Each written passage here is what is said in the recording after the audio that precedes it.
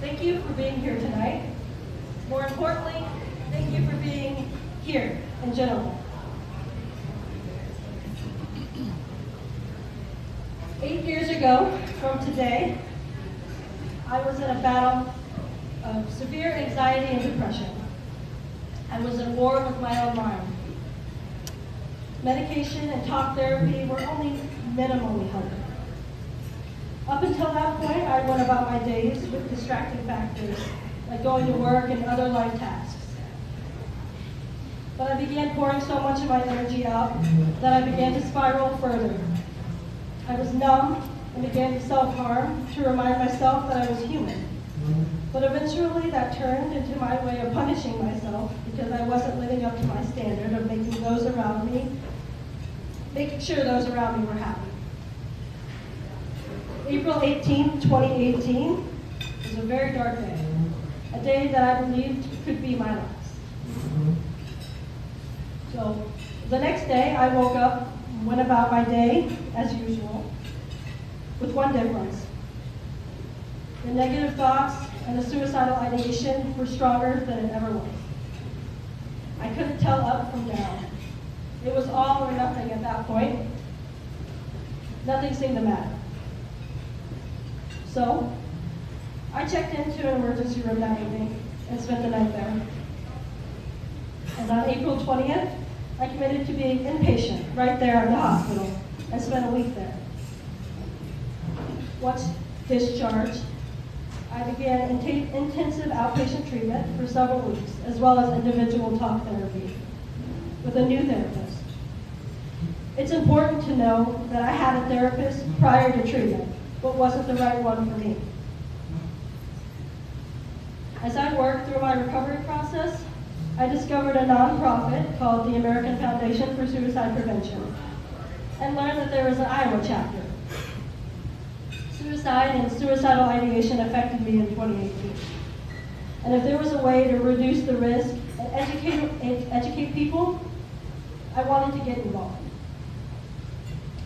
Because of AFSP Iowa, in 2019, I met Kevin and Jamie Atwood, learned their story, and how they began their nonprofit, Foster's Voice.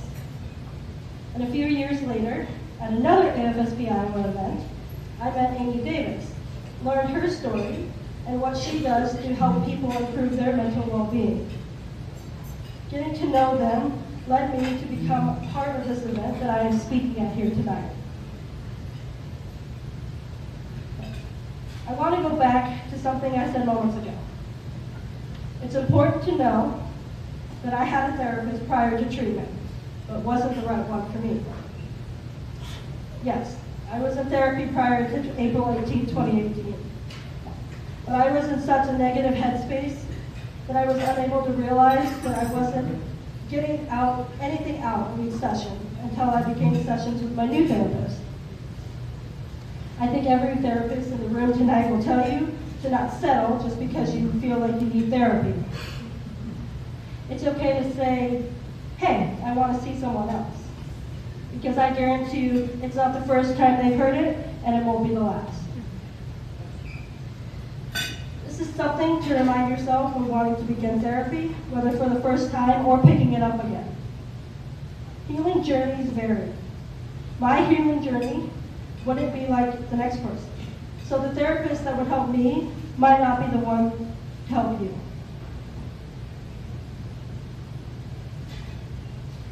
I had a great support system made up of family and friends in 2018, and I still do. I've even made more supportive friendships since then.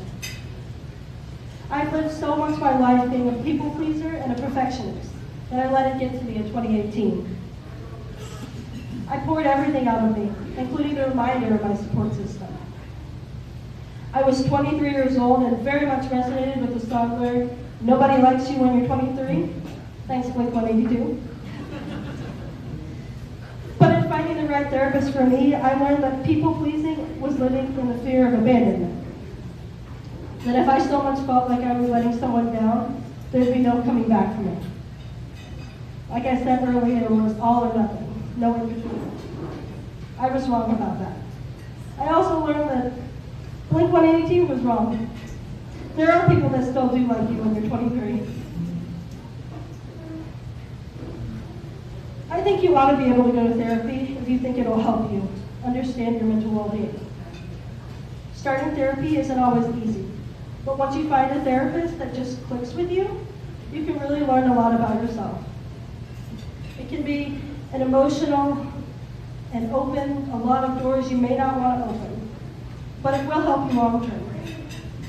I spent most of the nights in 2018 not wanting to go on. I wasn't sure if I'd ever see my 24th birthday. But it's 8 years later, and I'm still here because I chose to continue. I decided to try to see the smallest sliver of hope, and now I'm here sharing my story tonight. I hope that if you ever find yourself in that place, or if you are in that place right now, that you decide to find that smallest sliver of hope to continue fighting. Your story is worth telling.